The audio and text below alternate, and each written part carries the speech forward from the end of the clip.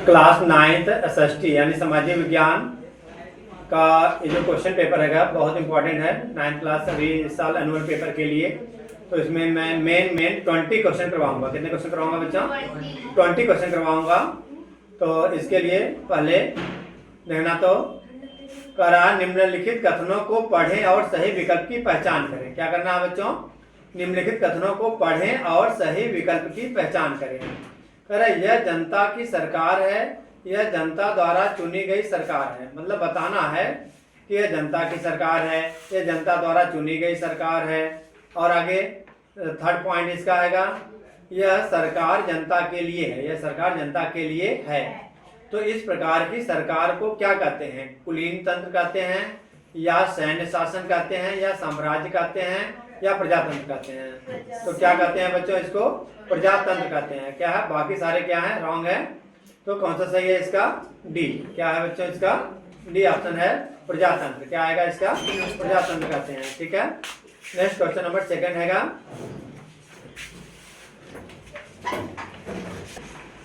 Question number 2 ध्यान देना। निम्नलिखित में से किसने श्वेत वर्चस्व और काले वर्चस्व के खिलाफ लड़ाई लड़ी थी? बताओ, तुम्हें पता है तो?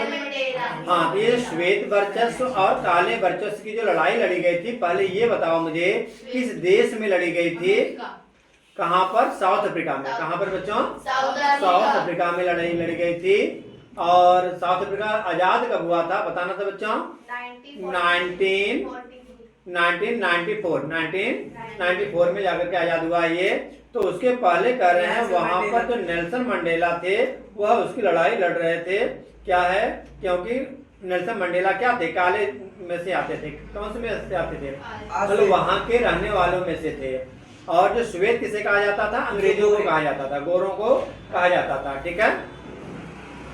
तो वही कह रहे हैं कि किसने खिलाफ लड़ाई लड़ी थी? काले गोरों का खिलाफ नेल्सन मंडेला लड़े थे। क्लियर है? कहाँ पे लड़े थे? अफ्रीका में। क्लियर है? और आगे क्वेश्चन नंबर 3। क्वेश्चन नंबर 3 करें निम्नलिखित में से। तो मैं अच्छे सुनो तो बच्चों, इसी के नाम पे मुझे याद आया। क्या है? इस कह रहे हैं कि ये जो नेल्सन मंडेला थे ना, इनकी हालत क्या थी? मतलब बहुत खराब हो गई थी। खराब का मतलब यह है कि ना इनको 28 साल तक जेल में डाल दिया गया था। कितने साल के लिए डाल दिया गया था? हालांकि अंग्रेजों द्वारा तो आजीवन कारावास दे दिया गया था इनको, लेकिन 28 साल में ही क्या हो गया? इनको जेल से बाहर आना पड़ गया था, मतलब पड़ा था, क्योंकि उसके बाद जो साउथ अफ्रीका है वो आजाद हो गया था। तो उसी के बारे में फिर इन्होंने मतलब जो इनके विचार आए होंगे वो मैं अपने विचारों में व्यक्त कर रहा हूँ। ठीक है बच्चों? वो ये है कि गिरना भी जरूरी है, गिरना भी जरूरी है। औकात का पता चलता है, गिरना भी जरूरी है, औकात का पता चलता है। अब बढ़ते हैं जब हाथ तब जाकर अपनों का पता चलता है, तब जाकर अपनों का पता चलता है। और जिन्हें गुस्सा आता है अक्सर वे लोग सच्चे होते हैं। जिन्हें गुस्सा आता है अक्सर वे लोग सच्चे होते हैं। क्योंकि मैंने क्या है? झूठों को मुस्कुराते देखा है। मैंने झूठों को मुस्कुराते देखा है। तो ऐसा था इनके साथ। ठीक है। तो आगे हम देखते हैं बच्चों, इसी नेल्सन मंडेला की बात को इनको क्या है, कौन सच्चा है कौन झूठा है, इनको सारा कुछ पता चल गया था। ठीक है। हम आगे देखते हैं। अब निम्नलिखित में कौन सा विकल्प भारतीय संविधान के निर्माताओं का प्रतिनिधित्व करता है? कह रहे हैं कि इसमें से कौन सा विकल्प है जिनमें भारतीय संविधान के निर्माताओं मतलब जिन लोगों ने बनाया था, क्या बनाया था बताओ? संविधान बनाया था, भारतीय संविधान बनाया था, उनके बारे में पता चलता है। तो कौन से लोग हैं ये देखना, इसके बारे में बताओ। पंडित जो जवाहरलाल नेहरू थे, कौन से बताओ? हाँ, पंडित जवाहरलाल नेहरू संविधान सभा के अध्यक्ष थे या नहीं थे? ये संविधान सभा के अध्यक्ष नहीं थे। संविधान सभा के अध्यक्ष बताओ कौन थे बच्चों? भीमराव अम्बेडकर। हाँ, तो उन्हीं को बोला जाता है ना, भीमराव अम्बेडकर जी। अम्बेडकर क्या प्रारूप समिति के अध्यक्ष थे। तो प्रारूप समिति मतलब क्या होता है बच्चों? जब संविधान सभा बनाया जा रहा था, संविधान बनाया जा रहा था, तो उसमें जो सभा थी लोगों की, तो उनमें अलग अलग ग्रुप में बांट दिया गया था। लोगों को क्या किया गया था? ये आपका काम है, ये आपका काम है। जैसे केंद्र स्तर पे आपको देखना है, राज्य स्तर पर आपको देखना है, अलग अलग स्तर पे क्या है, लोगों का काम बांट दिया गया था। तो एक जो प्रारूप समिति थी उनकी मेन उसका जो अध्यक्ष था, जो मेन अध्यक्ष थे, वो ये थे। कौन? हमारे डॉक्टर भीमराव अम्बेडकर। ठीक है। अब क्या हुआ? नेक्स्ट पॉइंट कह रहे हैं बलदेव सिंह संविधान, सेकंड पॉइंट HC क्या है? HC मुखर्जी संविधान सभा के उपाध्यक्ष थे या नहीं थे? तो थे। क्या थे? ये संविधान सभा के उपाध्यक्ष थे। थर्ड क्या आएगा? बलदेव सिंह संविधान सभा में कांग्रेस के उम्मीदवार थे या नहीं थे? थे। ठीक है। यानी इसका जो ऑप्शन है थर्ड सही है। और बताओ सेकेंड एंड फोर्थ। तो सेकेंड, थर्ड एंड फोर्थ कौन सा ऑप्शन में आएगा? बता दो। डी में आएगा। तो इस तरह से हमारा कौन सा ऑप्शन सही होगा? इसका डी होगा। ध्यान रखना, HC मुखर्जी, HC मुखर्जी, मुखर्जी नगर के नाम पे याद कर लो। ठीक है। दिल्ली में है ना मुखर्जी नगर, तो उनके नाम पर याद कर लो कि संविधान सभा के क्या निर्माताओं में ये भी थे। कौन थे? HC मुखर्जी और बलदेव सिंह थे। डॉक्टर भीमराव अम्बेडकर को कौन नहीं जानता है? पूरी दुनिया जानती है। ठीक है। क्लियर यहाँ तक? आगे बढ़े आप। Question number 4। नीचे दिए गए डेटा को पढ़ें और प्रश्न का उत्तर दें। क्या डेटा बताना? पहला डेटा है उम्मीदवार, पार्टी, वोट डाले गए। उम्मीदवार क्या नाम था इनका? DG सागर। तो किस पार्टी के नेता थे? JD। और कितने वोट मिला था इनको बताओ? 15,690 वोट मिला था। मल्लिकार्जुन खड़गे जो कि अभी भी कांग्रेस के नेता हैं, जो अभी क्या है अभी भी इनको वोट मिला था 5 लाख। देखना कितने अंक है? 1 2 3 4 5, ऐसे 5 अंक अगर हैं तो तुम्हें समझ लो ये 5 लाख हो गया। 5,07,193 वोट मिले थे। दानी महादेव B को किसका वोट, किस पार्टी के नेता थे? बसपा के। बसपा मतलब बहुजन समाज पार्टी। ठीक है। इनको कितने वोट मिले थे? 11,428। रेवू नाइक बेला मागी किसके नेता थे बता दो? बीजेपी के। इनको कितना वोट मिला था बता दो? 4,32,460 वोट मिले थे। अब दिए गए ऊपर दिए गए आंकड़ों के अनुसार किस उम्मीदवार को सबसे ज्यादा वोट मिले हैं बताओ? सबको पता है कितना? 5 लाख वोट मिल गए इनको। 5 लाख से ज्यादा वोट मिले हैं, तो इसलिए कौन सा ऑप्शन सही होगा? मल्लिकार्जुन खड़गे। किस पार्टी के नेता हैं बच्चों? कांग्रेस के अभी भी। राहुल गांधी किस पार्टी के नेता हैं? कांग्रेस। और मोदी किस पार्टी के नेता हैं? बीजेपी। ठीक है। और भारतीय जनता पार्टी के नेता हैं। अच्छा, अब आगे क्वेश्चन नंबर 5। क्वेश्चन नंबर 5 है, अगर कह रहे हैं कि क्या है? अगस्त 13 अगस्त कब की बात है ये? 13 अगस्त 1990 के दिन भारत सरकार ने एक आदेश जारी किया। क्या किया बच्चों? एक आदेश जारी किया और इसे कहा, क्या कहा बताओ? कब की बात है ये? 1990 में पढ़ा था ना हमने। क्या था बताओ? सोचो। 1990 में मतलब भारत सरकार ने वो OBC को लेकर के एक आदेश जारी किया था। किसको लेकर के एक आदेश जारी किया था? तो उसे क्या कहा गया? कार्यालय विज्ञापन कहा गया था, या कार्यालय परिपत्र कहा गया था, कार्यालय पत्र कहा गया, या प्रारूप पत्र कहा गया था? क्या कहा गया था? तो फिर कार्यालय ज्ञापन कहा गया था। क्या कहा गया था बच्चों? कार्यालय ज्ञापन कहा गया था। क्लियर है यहाँ तक? और कोई डाउट? नेक्स्ट क्वेश्चन नंबर 6 क्या है? तो ध्यान समझना, सारा क्वेश्चन लिख करके लाना है। ठीक है। हमेशा जितना ज्यादा लिख करके बच्चों प्रैक्टिस करोगे उतना बेहतर रहेगा, क्योंकि एक बार लिखना 10 बार याद करने के बराबर होता है। इसलिए यही समय है कि अच्छे से क्या करना है? प्रॉपर तरीके से लिख करके याद करना है। ये नहीं कि रट्टा मार लिया कि अरे हम तो इसका 7 का C है, 8 का A है, तो ऐसे नहीं याद करना है। ठीक है। हाँ, समझना है उसको। समझ करके क्वेश्चन देख करके लिख लो, आंसर खुद से लिखो। अब क्या है बच्चों? नीचे दिए गए क्या वही है, असर्शन बेस्ड क्वेश्चन है। तो असर्शन बेस्ड क्वेश्चन में देखना क्या है? पहला कथन, अभिकथन क्या है?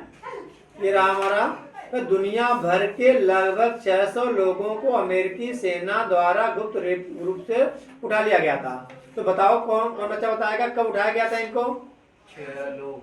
मतलब क्यों उठाया, कब और क्यों उठाया गया था बताओ? ये 2001 में। कब? 2001 में, जब वर्ल्ड ट्रेड सेंटर पर ओसामा बिन लादेन ने क्या कर दिया था? हाँ, एरोप्लेन से बीच से ही उड़ा दिया था। यह है क्या? वर्ल्ड ट्रेड सेंटर था क्या? या है क्या? ये अमेरिका का बहुत बड़ा टावर का मतलब बहुत बड़ा एक व्हाइट कलर का बना हुआ एक पार्लियामेंट की तरह होता है ना, वहां पे बड़े बड़े नेता होते हैं। तो प्रकार से बोल सकते हो कि संसद है वहां का। तो वही कह रहे हैं कि दुनिया भर के लगभग 600 लोगों को अमेरिकी सेना, अच्छा उसके बाद जब जिन जिन लोगों पे शक होता था भारतीय सेना को, वो अमेरिकी सेना को, तो क्या करती थी, वहां से उन बंदों को उठवा लेती थी, उस देश से ही क्या करती थी उनको, और ले जा करके वही कहाँ महाद्वीप है बताओ, कौन से का छोड़ती थी ले जा करके, कौन सा पानी है, काला पानी किस नाम से जाना जाता है। तो 600 लोगों को कहाँ ले जाकर के जमा करती, मतलब कौन सी जेल में डालती थी बच्चों, वुहांता नामक वे जेल में ले जाकर के क्या करती थी, ठूस देती थी वहाँ पर, और बहुत प्रताड़ना करती थी, बहुत मारती थी वहाँ की सेना, अमेरिकी सेना बहुत परेशान करती थी। और कोई अगर उसके खिलाफ ना आवाज तो मीडिया तक नहीं जा पाती थी, नहीं जा सकती थी। हाँ, वहाँ पर कोई मानवता का अधिकार वहाँ पे कोई मांग नहीं सकता था वहाँ पर, ठीक है। तो ये तो बात सही है, ठीक है, पहला ये पॉइंट सही है। सेकंड क्या करा, अमेरिकी से सरकार ने कहा कि वे अमेरिका के दुश्मन है। ऐसा क्यों कर रहे थे, क्यों उठा कर लेके जा रहे थे, क्योंकि उनकी निगाह में वे लोग क्या कर रहे थे, दुश्मन। हाँ, अमेरिकी सरकार की निगाह में वो दुश्मन थे अमेरिका के, इसलिए उनको उठाकर क्या करती थी, ले जा करके जेल में ठूस देती थी। तो क्या, इसलिए दोनों कथन सही है और व्याख्या भी उसका सही कर रहा है। तो अच्छा देखो, समझ में आया कि इसका एक्सप्लेनेशन भी सही है और पॉइंट भी सही है, ठीक है, कारण भी सही है। तो इसलिए पॉइंट ए सही है। कौन सा ऑप्शन सही है हमारा, मतलब ए भी सही है और कारण ये दोनों सही है, ठीक है ना, क्लियर है। आगे बढ़े, क्वेश्चन नंबर 7 क्या है 7 में, कि यदि आप अपनी गर्मी की छुट्टियों के दौरान पोर्ट ब्लेयर, कहाँ पे है ये, कौन से राज्य में है पोर्ट ब्लेयर, अंडमान निकोबार द्वीप समूह में है। तो कह रहे हैं जाने का इरादा रखते हैं, तो आप भारत के निम्नलिखित किस केंद्र शासित प्रदेश में जा रहे हैं, तो कहाँ पे जाएंगे, अंडमान निकोबार आइलैंड पे जाएंगे। कहाँ पे जाएंगे हम, अंडमान निकोबार द्वीप समूह है, जो कि क्या है, भारत का एक केंद्र शासित प्रदेश है। भारत का क्या है, केंद्र शासित प्रदेश है, ठीक है ना।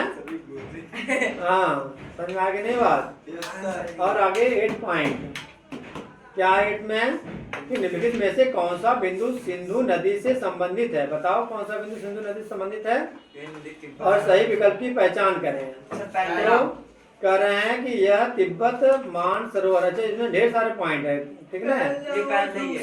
हाँ, और भी होंगे ना इसमें, ABCD ऑप्शन होंगे, देखना। हाँ, ये रहा ABCD ऑप्शन है, ठीक है ना। तीसरा, चौथा। तो कह रहे हैं इसमें क्या आएगा, यह नदी कौन सी, किसके बारे में बात हो रही है बच्चों, सिंधु नदी, ठीक है। हाँ, ये उत्तर में है, भारत के किस दिशा में है ये। तो कह रहे हैं यह नदी तिब्बत में मानसरोवर झील के पास से निकलती है। अब तिब्बत बताओ कौन से देश में है बच्चों, नेपाल। नेपाल के बॉर्डर पे है। ये है तुम्हारा चीन में है, किसमें है, चीन में है, चाइना में है फिलहाल। तिब्बत कहाँ पे है ये, ठीक है ना। तिब्बत पर ही तो इसने कब्जा कर लिया था ना, वो किसने कर रखा है कब्जा, चीन ने कब्जा कर रखा तिब्बत पर। अच्छा, आप नेपाल में था पहले। हाँ, वो उसमें नेपाल बॉर्डर पे था, भारत के बॉर्डर पे, भारत और चाइना के बीच में है तिब्बत की यात्रा। तिब्बत की यात्रा पढ़ के नहीं पढ़े हो, हाँ। तो कह रहे हैं तिब्बत में मानसरोवर झील, तिब्बत की ओर, तिब्बत की ओर, हाँ, लहासा की ओर है।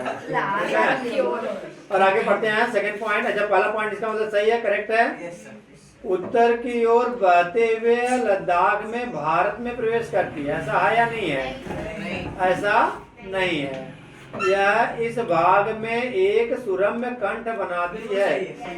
इस भाग में एक सुरम्य, मतलब सुरम्य का मतलब कंठ, मतलब ऐसे ना गिरती हुई झरना से है, वो झरना बनाती है। तो कह रहे हैं सही है, कंठ बनाती है।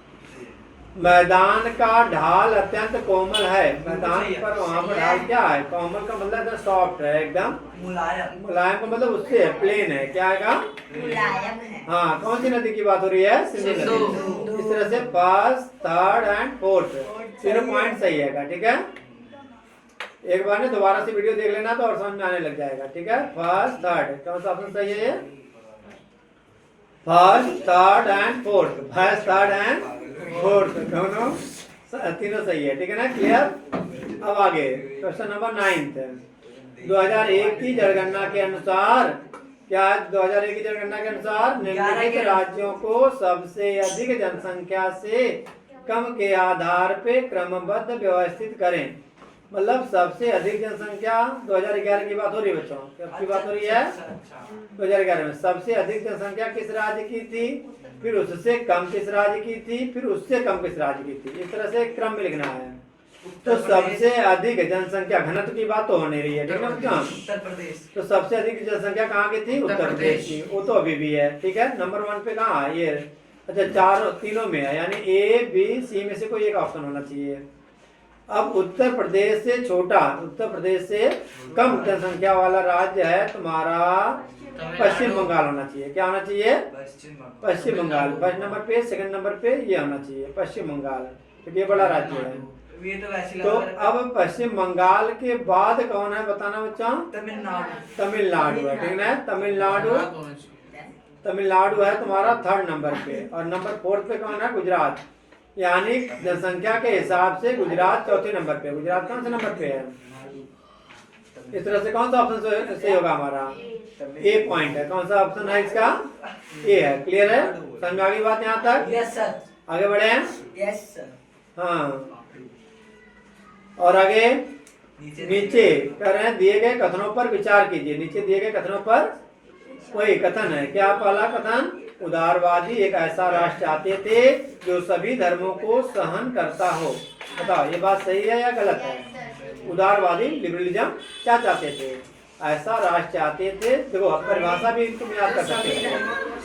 सभी धर्मों को सहन करता हो मतलब जहाँ पे सारे धर्म के लोग रहते हैं, जहाँ पे सारे धर्म के लोग ऐसा देश चाहते थे, ऐसा राष्ट्र बनाना चाहते थे।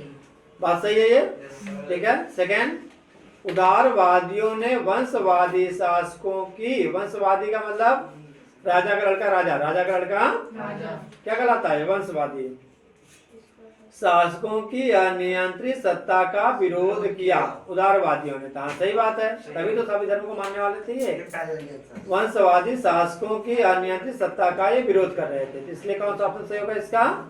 ए। कथन फर्स्ट सही है और गलत नहीं। रुको, कह रहे हैं कि उदारवादियों ने वंशवादी शासकों की अनियंत्रित सत्ता का विरोध, इन्होंने किसी प्रकार का विरोध वगैरह नहीं किया था, इसलिए सेकंड पॉइंट गलत है। इसलिए क्या है सेकंड पॉइंट? गलत है, ठीक है ना। समझ में आ गई बात? चलो कर लेना। इन्होंने विरोध नहीं किया था, इन्होंने विरोध नहीं किया था। अब है क्वेश्चन नंबर 11। क्या है? 14 जुलाई, कब कौन सी जुलाई बच्चों? 14 जुलाई 1789 की सुबह डैश में आतंक का माहौल था। पेरिस। हाँ, क्यों बताना बच्चों? क्यों पेरिस में क्यों आतंक का माहौल था? क्योंकि वहाँ पर क्रांति फैल चुकी थी, लड़ाई चालू हो गई थी। जो वहाँ का राजा था लुईस 16, उसने कौन था उसमें राजा? 1789 में, 1789 में लुईस 16 ही था, ठीक है। तो आतंक का माहौल था, पावरोटी के दाम बढ़ा दिए थे। पावरोटी। चलो, और क्योंकि महंगाई बढ़ गई थी ना, महंगाई के खिलाफ पावरोटी के दाम काफी ज्यादा बढ़ गए थे। हाँ, तो इसलिए उसने कौन सा शहर था, नहीं कौन से किला था जिस पर उसने हमला कर दिए थे? बास्तिल का किला था, ठीक है। ये तो सभी कहानी है, जब क्रांति शुरू हुई तभी तो है कहानी। सबसे अच्छा आता है। बोलो, कर लोगे? Yes sir. आगे आएगा, नीचे दे रहे सुनो। अब क्वेश्चन नंबर 12 के पहले बच्चों समझ लो अच्छे से, पेपर की तैयारी कर रहे हो प्रॉपर तरीके से, ठीक है। तो ये वही बात है कि आज की डेट में क्या है, तुम्हारा जो फ्यूचर है, तुम्हारा करियर है, आज तुम्हारे ऊपर पूरा डिपेंड करता है। तुम जैसा बनना चाहोगे वैसा, उसी हिसाब से आज की डेट में तुम हार्डवर्क करोगे और ऐसा ही बनोगे, ठीक है। आगे चल कर वो अलग बात है, तुम बिजनेसमैन बनो, गवर्नमेंट जॉब लो, कुछ भी करो, लेकिन बात ये है कि तुमको मैं बताना चाहता हूँ कि समुंदर में उतर गए हो, समुंदर में उतर गए हो तो किनारा तो आएगा ही, आएगा या नहीं आएगा? समुद्र में उतर गए हो तो किनारा तो आएगा ही। अरे वक्त का क्या है, वक्त का क्या है? आज तुम्हारा है तो कल हमारा आएगा, है ना। तुम ये सोच सकते हो, नहीं सोच सकते हो? सबसे पक्की बात है। तो आज तुम्हारा है तो कल हमारा आएगा, और इस तरह से जो कल तुम्हारा था वो कल हमारा होगा, तो ऐसा हो सकता है। तो इसलिए बच्चों मेहनत करो, जी जान से क्या करो एकदम, हर कल को अपना बना लो, हर कल को क्या कर लो? अपना बना लो, ठीक है। तो इसे अपना बनाने के लिए तुम्हें क्या करना पड़ेगा? क्वेश्चन नंबर 12 पढ़ना पड़ेगा। क्या करना पड़ेगा? ठीक है। तो देखो क्या है 12th में, कथन, अभिकथन, इससे रिलेटेड ढेर सारे क्वेश्चन आ रहे हैं। तो कह रहे हैं दूसरा कारण, चलो पढ़ते हैं अभिकथन ए। 1914 से पहले रूस में सभी राजनीतिक दल अवैध थे या नहीं थे? तो बताओ सही है या गलत है? सही है। ठीक है, ध्यान रखना। 1914 से पहले, 1914 से पहले कहाँ की बात हो रही है? रूस की बात हो रही है। कहाँ की बात हो रही है ये? हाँ, तो रूस की बात हो रही है। और क्या है, कह रहे हैं कि अवकथन ए, ये वाला सही होगा इसका ऑप्शन, मतलब दोनों सही है। क्या आएगा ये इसका? दोनों सही है। तो देखना कैसे है, ये रहा। कह रहे हैं कि दूसरा कारण क्या आएगा बच्चों? हाँ, ये रहा।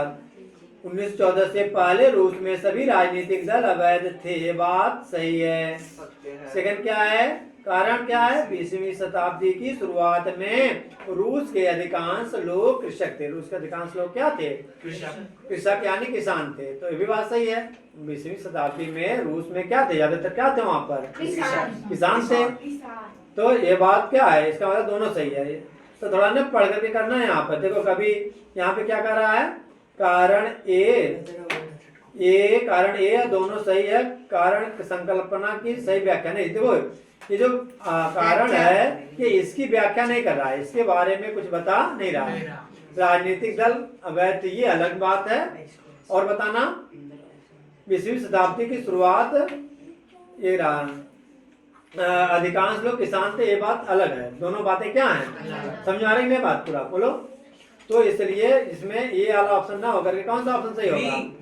बी होगा। क्यों? क्योंकि बी में कौन सी बात बता रहा है कि ये वह कारण क्या है? हाँ, ये वह कारण दोनों सही है, परंतु संकल्पना सही व्याख्या नहीं कर रहा। बात तो दोनों सही है, दोनों अपने अपने स्थान पे क्या है, लेकिन उसके बारे में, ए के बारे में जो कारण है, रीजन है, वो सही व्याख्या नहीं कर रहा। उससे कोई कारण से कोई लेना देना नहीं है। क्लियर है यहाँ तक? चलो अब आगे बढ़े 13 क्वेश्चन पे। और सही बता रहा हूँ, एक बार वीडियो देख लेना नेक्स्ट आशीष, पूरा समझ में आएगा। पढ़ा करो, है ना? क्योंकि जो अभी समझ में आ रहा है, एक बार और देख लो वीडियो, प्रॉपर समझ में आ जाएगा एकदम। हाँ, और जिन बच्चों ने अभी तक लाइक सब्सक्राइब नहीं किया है, तो अच्छे अच्छे क्वेश्चन पढ़ने के लिए, जिससे कि पेपर में अच्छे मार्क्स आए, तो कम से कम लाइक सब्सक्राइब तो कर लो बच्चों। ठीक है? पेपर आए मटर मटर। हाँ। रिजल्ट आए सटर। चलो और आगे क्वेश्चन नंबर 13। निम्नलिखित में से कौन सा कथन मंदी के साल वर्षों से संबंधित है? बताओ। ये कह रहे मंदी के साल कब आए थे बच्चों? जब फर्स्ट वर्ल्ड वार हुआ था ना बच्चों, प्रथम विश्व युद्ध। कब से कब तक हुआ था फर्स्ट वर्ल्ड वार? 1914 से 1918 तक फर्स्ट और प्रथम विश्व युद्ध। ठीक है? 1914 से 1918 तक हुआ था या नहीं हुआ था? तो कह रहे हैं इसी के बाद मंदी के साल आ गए थे। कौन से बाद? मंदी के साल। ध्यान रखना, बंदी के साल नहीं है, मंदी के साल है। मंदी के साल है। अब पता चला कि बंदी के साल नाम याद कर लिए। बंदी है ये, माँ से है। ठीक ना? हाँ, और आज की डेट में तुम क्या बना रहे हो? तुम आजकल क्या बना रहे हो? तो थोड़ा सजग हो जाओ। ठीक है? हम बना रहे हैं साइंस के नोट्स। हाँ, साइंस के नोट्स, पढ़ाई पे मतलब ध्यान दो एकदम।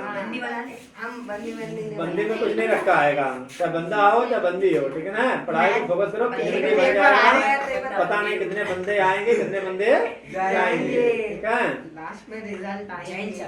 तो इसलिए अच्छा, ये कह रहे हैं वर्ष से संबंधित कौन सा है? पहला है पॉइंट वॉल। क्या कह रहा है? वॉल स्ट्रीट एक्सचेंज 1929 में धराशायी हो गया था। ऐसा हुआ था या नहीं हुआ था? तो कह रहे हैं कथन से सही है, फर्स्ट सही है। ठीक ना? क्या वॉल स्ट्रीट एक्सचेंज 1929। ये क्या होता है वॉल स्ट्रीट? मतलब वो जो नहीं होता शेयर मार्केट, क्या बोलते हैं इसको? Share market. उसके लिए वॉल होती है कि मतलब काल्पनिक वॉल होती है। शेयर मार्केट बढ़ते आया घटता है। तो वो कर रहा है 1929 में क्या हो गया था? धराशायी का मतलब गिर गया था, कम हो गया था, जिसके कारण क्या लोग धराधर अपने शेयर को कम रेट में मतलब क्रैश होने के कारण बेच रहे थे। धड़ाधड़ क्या कर रहे थे? संयुक्त राज्य अमेरिका की राष्ट्रीय आय आधी हो गई थी। क्या ऐसा है क्या? बात सही है, बात सही सही है। कह रहे हैं संयुक्त राज्य अमेरिका की जो राष्ट्रीय आय है, इनकम थी, उस समय क्या हो गई थी? कम हो गई थी। आधी हो गई थी, आधी हाफ हो गई थी, ठीक है ना। थर्ड पॉइंट भी सही है क्या? फैक्ट्रियां बंद हो गई थी, यहाँ तक हाँ, भी बिल्कुल हुआ था। सही है। फैक्ट्रियां बंद हो गई थी, ज्यादातर फैक्ट्रियां क्या हो गई थी? सर किसने दी है? सारी चीजें सही है। सटोरियों ने, किसने? सटोरियो। सटोरी मतलब सट्टा लगाने वाले, सट्टा लगा। सट्टा, हाँ, ने हाँ, कैसे अपना लेते हैं? पैसा बाजार से वापस ले लिया, फटाफट पैसा क्या किया? वापस ले लिया। तो उनको पता था पैसा डूब पता जाएगा, है, फिर डूबे था। पैसा क्या जाएगा? दूध जाएगा। इसलिए चारों ऑप्शन सही है। तो कौन सा ऑप्शन सही है? ये डी। डी कह रहे हैं। कथन first, second, third and fourth चारों सही है। क्लियर है बच्चों? आगे बढ़े हैं। Question number 40। 20 क्वेश्चन है, कितने रह गए अभी? और 7 क्वेश्चन रह गए। 6। निम्नलिखित में से कौन सा जोड़ा सही सुमेलित है? मतलब क्या है?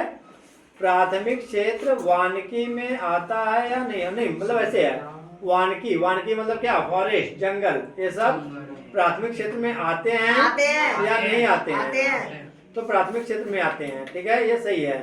द्वितीय क्षेत्र में उत्खनन आता है या नहीं आता है? उत्खनन नहीं, ये प्राथमिक क्षेत्र में आता है। उत्खनन किसमें आता है बच्चों? प्राइमरी सेक्टर में आता है। और पोल्ट्री फार्मिंग के क्षेत्र में आता है। पोल्ट्री समझते हो? जैसे मुर्गी पालना, मछली पालना, ठीक है बच्चों, मुर्गा पालना, बकरी पालना, सब किसमें आता है? पोल्ट्री में आया, तो पोल्ट्री का मतलब ये प्राथमिक क्षेत्र में आता है। क्लियर है? प्राइमरी सेक्टर में। बोलो, कोई डाउट? अब आगे, निर्माण क्षेत्र किसमें आता है? निर्माण करना। नहीं, खनन किसमें आता है? खुदाई, ये भी प्राथमिक क्षेत्र में आएगा। खुदाई किसमें आएगा? तो निर्माण क्षेत्र का मतलब होता है कंपनी, जो फैक्ट्रियां वगैरह हैं, किसमें आएंगी ये? हाँ, तो फिलहाल ये है कि इसका जो प्राथमिक क्षेत्र है जिसमें वानिकी आता है, ये बात सही है। क्लियर है बच्चों? कर लोगे? चलो एक एक एग्जाम्पल बता देना फटाफट। तो द्वितीय क्षेत्र में क्या आएगा? द्वितीय क्षेत्र में क्या आएगा? मैन्युफैक्चरिंग। क्या कहते हैं? विनिर्माण। विनिर्माण का मतलब क्या होता है बता दो? नए नए चीजों का निर्माण मतलब कहाँ होता है? फैक्ट्रियों में, कंपनियों में होगा। कहाँ होगा? ठीक है। चलो तृतीय क्षेत्र में बता देना बच्चों, क्या आएगा? ये तो होगा नहीं, ये तो होगा नहीं। Transporting package. हाँ, तृतीय क्षेत्र में आएगा यातायात। क्या आएगा बच्चों? बैंकिंग। यातायात, बिल्कुल सही बात है। जितना जो सेवा है, जिसमें क्या है? बैंकिंग। बैंकिंग मतलब क्या? सेवा सर्विस में आएगा नहीं आएगा? डॉक्टरी और सेवा क्षेत्र, इसे क्या बोलते हैं हम? सेवा क्षेत्र। और सेवा क्षेत्र का मतलब बैंकिंग वही। अच्छा, अध्यापक इसमें आएगा? बैंकिंग। क्या? बैंकिंग, ठीक ना? अच्छा, और तीसरा क्या आएगा बताना? शिक्षित। हाँ, चलो, और बैंकिंग के बाद क्या आएगा? शिक्षक। अच्छा, वकील वगैरह किसमें आएंगे? हाँ, जितना सेवा करने देने का काम करते हैं सारे तृतीय क्षेत्र में आएंगे। हाँ बोलो, क्यों? बैंक में वहाँ सेवा नहीं कर रहे? तुम्हारा काम है, तुम्हारा पैसे जमा कर सकते हो, निकाल रहे हो, तुम्हारा बड़े सेवा ही तो कर रहे हो। चलो, अब क्वेश्चन नंबर 15। पर अंततः देश की समृद्धि दर तय करती है। क्या तय करती है बच्चों? समृद्धि दर क्या तय करती है? तो कौन अंततः समृद्धि दर तय करती है? जनसंख्या की गुणवत्ता। जनसंख्या की शिक्षा, स्वास्थ्य, अधिक आय। तो देश की कह रहे हैं समृद्धि दर। समृद्धि का मतलब कितना तेजी से बढ़ रही है ना? वृद्धि दर, ये जनसंख्या की गुणवत्ता है कि मतलब किस प्रकार के लोग हैं। जैसे अब बताओ, जो जनसंख्या की गुणवत्ता जो है, ये अमेरिका की अच्छी है या भारत की अच्छी है? भारत। अमेरिका की अच्छी है। क्यों? क्योंकि वहाँ पर क्या है, ज्यादा सभ्य लोग हैं। यहाँ की तरह नहीं कि कूड़ा ऊपर छत पर से डाल देंगे, गली में डाल देंगे। ठीक है ना? ये चीज नहीं होना चाहिए। ये चीज क्या है? हाँ, हाँ, तो ये गलत है या नहीं गलत है? सब तो जो साफ सफाई है वो हमारे ऊपर निर्भर करता है। हमें क्या करना चाहिए कि अपनी गली को साफ रखने की जिम्मेदारी हर एक व्यक्ति को। ये थोड़ी कि सफाई वाला आएगा तो लागू कूड़ा डाल दिया रास्ते में, ये गलत है। ठीक है ना बच्चों? तो वही कह रहे हैं। तो ये क्वालिटी। अच्छा, अमेरिका वगैरह में क्या है, बहुत पूरी सफाई होती है। हम गली गली में चले जाओ, वहाँ पे हर जगह तुम्हें सफाई मिलेगी। क्यों? क्योंकि वहाँ के लोगों के विचार शुद्ध हैं एकदम। क्या शुद्ध है? कि भाई हमें कहीं कूड़ा कचरा रास्ते में नहीं फेंकना है। यहाँ जा रहे हो, गाड़ी ट्रक वाला जा रहा है, ऊपर से पीछे से मारा, नीचे वाला पता चला बाइक वाला जा रहा है, उसके ऊपर आ गया तू। आता है नहीं कभी कभी।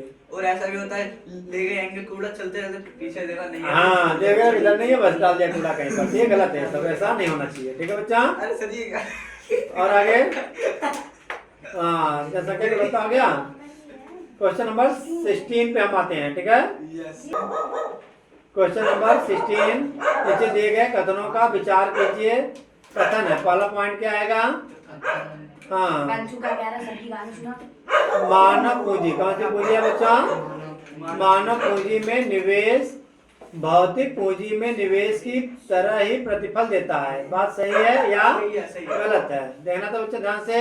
सही है। मानव पूंजी मतलब मानव पूंजी है या नहीं? जैसे मनुष्य को पढ़ाना लिखाना, डॉक्टर बनाना, वकील बनाना, शिक्षक बनाना, ये कौन सी पूंजी तैयार कर रहे हैं? मानव पूंजी मानव पूंजी कर रहे हैं। मानव पूंजी में निवेश भौतिक पूंजी में निवेश की तरह ही प्रतिफल देता है, यानी हमें फल मिलता है। तो ऐसा है या नहीं है? ऐसा ही है। ठीक है, उससे ज्यादा बढ़िया है। ठीक है, भारत में कई दशकों से एक विशाल जनसंख्या को एक दायित्व माना जाता है। मतलब बड़ी जनसंख्या है जो हमारे देश की, क्या है, इसको एक उत्तरदायित्व, रिस्पॉन्सिबिलिटी है कि भारत के लिए क्या है, कुछ करे, कुछ है, क्योंकि तुम ही तो हमारे देश के क्या हो, आगे चल करके फ्यूचर हो, भविष्य हो। जो जैसा तुम बनाना चाहोगे देश को वैसा बनेगा। ईमानदार बनोगे, मेहनत करोगे, शिक्षक बनोगे, डॉक्टर बनोगे अच्छे। आजकल देख रहे हो मैं क्या कोशिश कर रहा हूँ, एक आध दो वीडियो अगर ढंग से चल जाना है तो फिर क्या आ जाए, मैं भी सारा शिक्षा क्या कर दूँ, फ्री कर दूँ। हाँ, पूरा दिमाग में पूरा 100% चलाने के लिए पता क्या करना पड़ेगा? हाँ एडिटिंग। हाँ करूंगा मैं धीरे धीरे। देखो सर जी पेपरों की बात बच्चों को जिस हिसाब से सपोर्ट रहेगा उसी हिसाब से फ्री शिक्षा व्यवस्था एकदम क्लियर कट, सर जी इंस्टा पे भी डाल। क्योंकि उससे बड़ा आशीर्वाद कुछ नहीं मिलता बच्चों सर जी एक बार को। और आगे देखें तो इस तरह से हमने क्या देखा बच्चों कि दोनों कथन सही है। फर्स्ट कथन ए और सेकंड दोनों सही है। दोनों क्या हैं? अब देखो कौन किसकी व्याख्या कर रहा है इसके बारे में इसमें नहीं लिखा हुआ है। ठीक है, इस तरह से इसमें क्या है, दोनों कथन सही है, ऑप्शन बी सही है। ठीक है, अब से क्वेश्चन नंबर 17 क्या है? 17 में अब कथन ए, भारत में स्वीकृत औसत कैलोरी की आवश्यकता ग्रामीण क्षेत्रों में प्रति व्यक्ति प्रतिदिन 2400 किलो कैलोरी है। कितनी है बच्चों? है या नहीं है? अच्छा, शहरी क्षेत्रों में इससे कम ऊर्जा कैलोरी की जरूरत पड़ती है या ज्यादा? तो शहरी क्षेत्रों में इससे कम कैलोरी की ऊर्जा की जरूरत पड़ती है। ठीक है नकुल, बताओ कितने की जरूरत पड़ती है? 2400। अरे 2400 तो ग्रामीण क्षेत्रों में ऊर्जा की जरूरत पड़ती है कैलोरी की। शहरी हमने पूछा अलग से। हाँ, शहरी में कितनी जरूरत पड़ती है? दशहरी आम की शहरी क्षेत्रों में पड़ती है 2100 कैलोरी, मतलब कम हो। 300 कम। हाँ, 300 कैलोरी कम। क्यों? इसका इससे क्या समझ में आई बात? कि शहर के लोग कम मेहनती होते हैं, ऊर्जा खाने पीने, एनर्जी लेने की बात हो रही है। गाँव में जो लोग गुड़ खाएंगे और क्या खाएंगे, चावल दाल रोटी और मतलब गन्ना खाएंगे और डायरेक्ट क्या है, चना भुना हुआ चना, तो उससे एनर्जी क्या ज्यादा मिलती है। हाँ, भुट्टा वगैरह। और यहाँ पर चाउमीन बर्गर, उसमें कुछ एनर्जी मिलेगी? कुछ नहीं मिलेगी। ठीक है, पिज्जा। हाँ, मैदा में पिज्जा में कुछ मिलेगा? पिज्जा अब सुना आगे तो अच्छा, इसका रीजन देना सही है बच्चों। रीजन कह रहे हैं कि ग्रामीण क्षेत्रों में रहने वाले लोग अपने आप को अधिक शारीरिक श्रम में संलग्न करते हैं। तो बात दोनों सही होना चाहिए मेरे हिसाब से, बस व्याख्या गलत है। और व्याख्या गलत है इसका। क्यों? देखो कैलोरी की आवश्यकता तो होती है, कारण दोनों सही है, परंतु कारण संकल्प की सही व्याख्या नहीं करता है। व्याख्या गलत है। क्यों? क्योंकि ग्रामीण क्षेत्रों में लोग अपने आप को अधिक शारीरिक श्रम में संलग्न करते हैं। तो क्यों? शारीरिक मेहनत तो करते ही करते हैं, शारीरिक श्रम तो करते हैं। ठीक है बच्चा, इसके हिसाब से ना बच्चों बी सही है।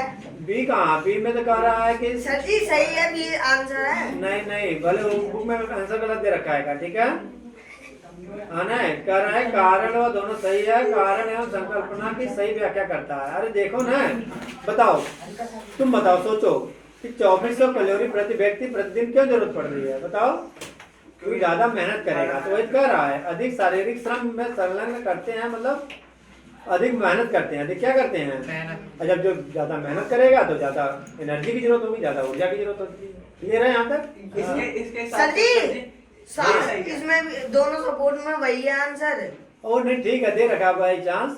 क्या इसका मतलब कुछ और होगा? देखना तो ग्रामीण क्षेत्रों में रहने वाले लोग अपने आप को अधिक शारीरिक श्रम में संलग्न करते हैं, या इसको बोलना चाहिए कि ज्यादा मेहनत करते हैं। ठीक है, फिलहाल अभी के हिसाब से ना ये मान के चलो, ठीक है ना, बी मत मानो। सर जी बी भी मान लेते हैं ना, हाँ।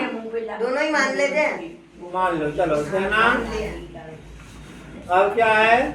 निम्नलिखित कथनों को पढ़ें और सही विकल्प की पहचान करें। सही विकल्प की तो क्या है? भोजन की उपलब्धता, भोजन की पहुंच, भोजन की सामर्थ्य, ये सब सारी चीजें किसमें आती है? किसके अंतर्गत हम पढ़ते हैं? खाद्य सुरक्षा।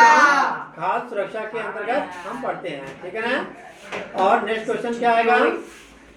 20 क्वेश्चन कर लेते हैं फटाफट। निम्नलिखित में से भारत के किस राज्य ने 1943 में सबसे विनाशकारी अकाल का सामना किया है? बंगाल। पश्चिम बंगाल में क्या हुआ था? अकाल पड़ गया सुनामी, था। अकाल आया था, अकाल। गुस्सा था, नहीं। हाँ, सूखा पड़ गया था, सूखा। सूखे पड़े।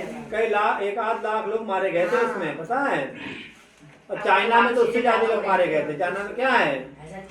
हाँ बोलो। हाँ, और आगे देखना।